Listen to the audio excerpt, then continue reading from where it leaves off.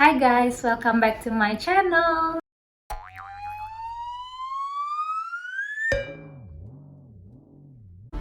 Nama aku Jennifer, aku adalah mahasiswi kedokteran di salah satu universitas swasta. Nah, di video kali ini aku bakal ngejelasin ke kalian tentang sistem pendidikan kedokteran. Apa sih bedanya sama fakultas lain? Kalau kalian penasaran, just keep on watching. Oke, pertama-tama aku kasih tahu dulu kalau ini semuanya berdasarkan pengalaman aku ya, dari kampus aku. Pasti setiap kampus beda-beda, ada yang ada di kampus A, nggak ada di kampus B, dan sebaliknya. Tapi secara garis besarnya itu, kalau pendidikan kedokteran tuh mirip guys. Jadi, setidaknya kalian ada gambaran sebelum kalian mau masuk FK.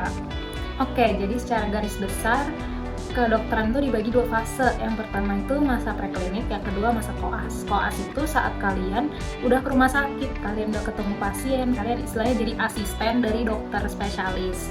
Nah, kalau di fase preklinik itu adalah fase kalian belajar teorinya nih, semuanya dari dasarnya sampai ke penyakitnya. Nah, kalau untuk preklinik sendiri, itu waktunya itu 3,5 tahun atau 7 semester. Kalau koas, kalau di kampus aku 2 tahun, tapi di kampus lain ada yang 1,5, jadi beda-beda. Nah, dari total itu jadinya kedokteran itu pendidikannya 5,5 tahun. Itu pun kalian baru bisa jadi dokter umum. Dan kalian setelah koas pun, kalian masih harus melalui beberapa ujian, dan kalian harus internship lagi. Pokoknya masih panjang lah perjalanannya. Oke, kalau di kedokteran itu, kita pakainya sistem blok, jadi bukan per semesteran. Nah, kita pakai sistem blok, biasanya satu semester itu ada 3 blok, karena satu blok itu biasanya 5 minggu. Nah, kita tuh ujiannya tuh bukan UTS, UAS, tapi ujian itu ujian blok. Ujian blok itu jadi setiap habis blok kita ujian. Jadi kita satu semester itu ujian 3 kali. Blok itu tuh kayak dikelompokkan sesuai sistem organ kita, misalnya kardio, jadi belajar tentang jantung, apapun itu, misalnya dari dasarnya, fisiologi tentang jantung, terus penyakit-penyakitnya apa aja, kalau di anak apa, kalau di dewasa apa, sampai pengobatannya gimana. Nah, tapi kalau kalian masih tahun pertama, biasanya itu kalian akan belajarnya itu lebih ke dasar-dasarnya, jadi dasar fisiologi, dasar anatomi, kayak gitu guys. Oke, jadi di dalam setiap blok itu, pertama itu ada lecture. Lecture itu kelas besar, kayak kelas kuliah biasa lah. Jadi ada dosen ngomong-ngomong di depan, ngejelasin materi, kita satu angkatan duduk di dalam satu ruangan. Nah, kalau misalnya angkatan aku itu 200-an orang, jadi 200 kuliah bareng-bareng, dosennya ngejelasin materi di depan, kayak gitu. Aku mau jelasin yang kedua, itu adalah PBL atau Problem Based Learning. Jadi di PBL ini kalian bakalan ngelakuin ini setiap Senin, Rabu, dan Jumat kalau di kampus aku. Dan itu kalian akan masuk ke dalam kelompok kecil, isinya sekitar 8-10 orang. Dan tiap kelompok itu dapat ruangan sendiri dan dapat tutor. Nah, tutor itu akan ngebimbing kita dalam diskusi kelompok ini. Ini istilahnya kayak diskusi kelompok lah. Kalian itu nanti hari Senin dikasih kasus, masih awal-awalnya dulu, kayak seorang perempuan 32 tahun datang ke puskesmas dengan keluhan muntah-muntah, kayak gitu. Nah, kalian harus kayak ngebahas tentang kasus itu. Jadi perempuan ini kenapa nih, kok bisa kayak gini? Gimana ceritanya dia, misalnya dari makan sembarangan kok bisa jadi muntah-muntah, kayak gitu. Nah, nanti kalian kalau misalnya ada hal-hal yang kalian nggak tahu, nah beberapa hal ini akan kalian PR-in, nah buat dicari untuk hari Rabu. Nah, hari Rabu kalian ngebahas PR ini. Kalian akan kayak ngejelasin ke teman-teman kalian tentang PR ini. Kan kalian beda-beda, PBL-nya banyak. Itu secara garis besarnya, infonya itu bakal disatuin di namanya plenary.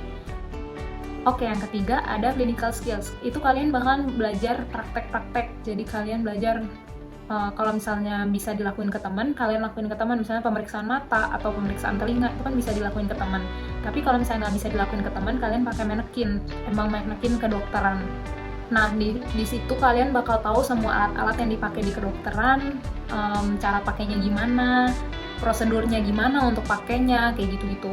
Kalau CS ini juga di dalam kelompok kecil, sekitar 10 orang juga, cuman kelompoknya nggak akan berubah satu semester. Jadi ujiannya itu setelah satu semester, setiap semester berujian, setiap semester berujian, bukan kayak ujian blok. Nah, habis itu ada praktikum atau lab. Nah, lab ini ada lab anatomi, histologi, fisiologi, patologi anatomi, patologi klinis, radiologi, mikrobiologi, sama parasitologi. Nah, lab-lab ini kan banyak banget. Aku akan bikin video satu lagi buat ngejelasin lab ini tuh isinya apa aja sih sebenarnya. Oke, habis itu ada mata kuliah umum atau namanya FLA. Nah, kalau di kampus aku mata kuliah umum itu sama kayak fakultas lain. Jadi misalnya kayak agama, BI, bahasa Inggris kayak gitu. Tapi 1 minggu itu sekali kayak gitu. Terus kalau di kampus aku itu ada namanya clinical exposure. Ini kayaknya nggak ada di kampus lain. Nah, jadi di clinical exposure ini kalian bakalan disuruh ke puskesmas yang kalian udah ditentuin secara berkelompok setiap Selasa. Jadi di sana kalian bakalan nanya-nanya ke pasien tentang keluhan mereka dan kalian bakalan bikin laporan kasus. Jadi kalian kesana cari kasus untuk bikin laporan kasus. Habis itu ada The PES. The PES itu adalah kelas besar lagi, tapi dia tentang profesionalitas. Jadi bukan tentang penyakit, bukan tentang sistem organ, bukan tentang kedokterannya, tapi lebih ke etika kedokteran. Gimana sih cara menyampaikan berita buruk ke pasien, gimana cara kita empati ke pasien, dan hukum-hukum di kedokteran. Istilahnya supaya kalian nggak terjebak lah dalam tindak pidana yang kalian nggak sadarin, kayak gitu. Terus lanjut ada skripsi. Nah, skripsi ini ya kayak biasa lah ya, karya tulis ilmiah. Nah, kalau skripsi ini ada 2 ujian. Yang pertama ada ujian proposal. Jadi untuk menentukan skripsi kalian tuh layak nggak sih buat dilanjutin. Nah, yang kedua itu adalah sidang skripsi. Itu setelah kalian melakukan penelitiannya sampai habis lah pokoknya.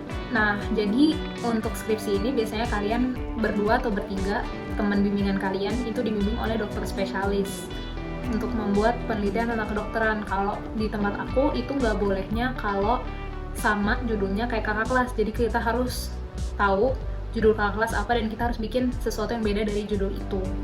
Ya gitu. Oke, kayaknya segitu dulu video dari aku kali ini. Kalau kalian masih ada pertanyaan boleh komen di bawah. Dan thanks for watching. Jangan lupa like, comment, share, dan subscribe video ini. And see you on the next video. Bye-bye!